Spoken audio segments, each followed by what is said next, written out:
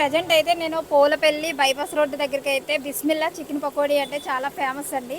Present అయితే నేను ఇక్కడికైతే వచ్చాను. అసలు చికెన్ పకోడీ ఎలా తయారు చేస్తారు ఏంటనేది ఒకసారి అడిగి తెలుసుకుందాం. ఇక్కడ మేము వచ్చేసరికి అయితే చికెన్ పకోడీ అయితే తయారు చేస్తున్నారు.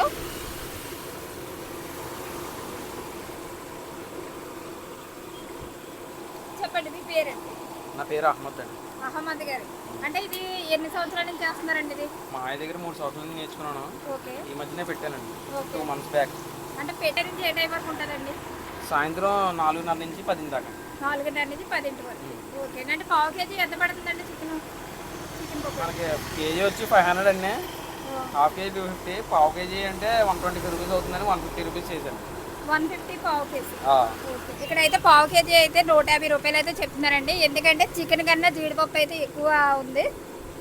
మనం చికెన్ పకోడీ అసలు ఎలా తయారు చేస్తారో ప్రాసెస్ కూడా ఒకసారి అడిగి తెలుసుకుందాం. మనకి చించినాడు అనగానే చాలామందికి చికెన్ పకోడీ అయితే గుర్తుకొస్తుంది. వాళ్ళ రిలేటివ్సే ఇక్కడికి వచ్చి మనకి పూలపల్లి బైపాస్ రోడ్లో అయితే ఇక్కడ పెట్టారండి బిస్మిల్లా చికెన్ పకోడీ. అక్కడ మనం చూసినట్టయితే చూడండి జీడిపప్పు డబ్బాలో ఎంత ఉన్నదో. అంటే మెయిన్ చికెన్లో ఎక్కువ జీడిపప్పు అయితే ఎక్కువ యూజ్ చేస్తారండి. అదే బయట అయితే బాగా తక్కువగా అయితే ఒకటి అల్లం వెల్లుల్లి పేస్ట్ అయితే మ్యాగ్నేట్ చేసి అయితే ఇలా పక్కన పెట్టుకుంటున్నారండి. అంటే ఎంత టైం పడుతుందండి?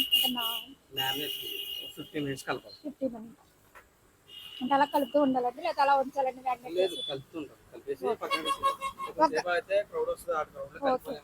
చికెన్లో అయితే అల్లం వెల్లుల్లిపాయ పేస్ట్ చికెన్ మసాలా కూడా వేసి మ్యాగ్నేట్ చేసి పక్కన అయితే పెట్టుకుంటున్నారండి. ఒక పావు గంట అయితే అలా పక్కన పెట్టిన తర్వాత అప్పుడు నెక్స్ట్ ప్రాసెస్ కూడా చూద్దాం. ఇక్కడ మనకి కార్న్ఫ్లోర్ అయితే యాడ్ చేశారండి. ఇక్కడ ఏ విధమైన ఫుడ్ కలర్ కానీ టేస్ట్ సాల్ట్ కానీ అయితే యూజ్ చేయరండి. ఎందుకంటే మన ఇంట్లో ఎలాగైతే చేసుకుంటా సేమ్ అలాగే ఉంటుంది. ఇదైతే యాడ్ చేశారండి.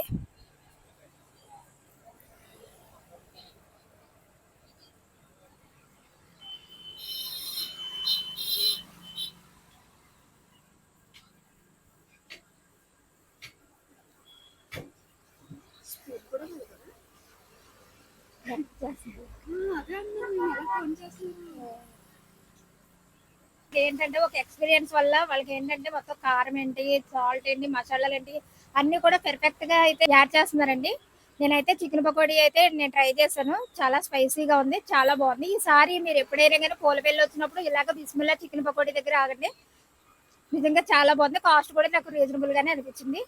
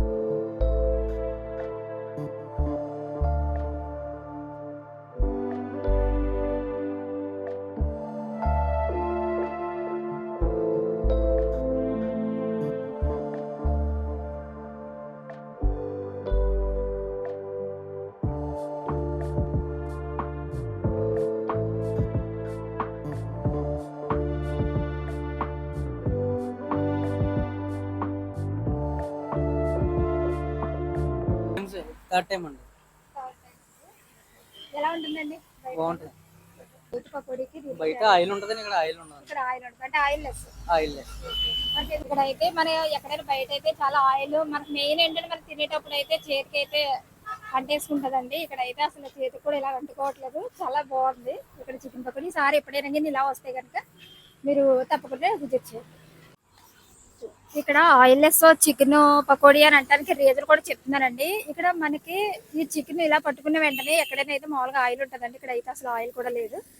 ఇక్కడ ఆయిల్ లెస్ పకోడీ అండి. మనకి హెల్త్ కూడా మనకి ఏంటంటే ఆయిల్ కూడా తక్కువగా ఉంటుంది కాబట్టి ఇలాగన్నా కూడా ఆయిల్ అయితే రావట్లేదండి. అవి చూడండి చాలా చాలా బాగుందండి. ఇది ఎందుకంటే మనకి ఎక్కడైనా అయితే ఆయిల్ వస్తుంది ఇక్కడ అసలు ఆయిల్ కూడా ఏమి ఆయిల్ లెస్ అండి ఇక్కడ అండి.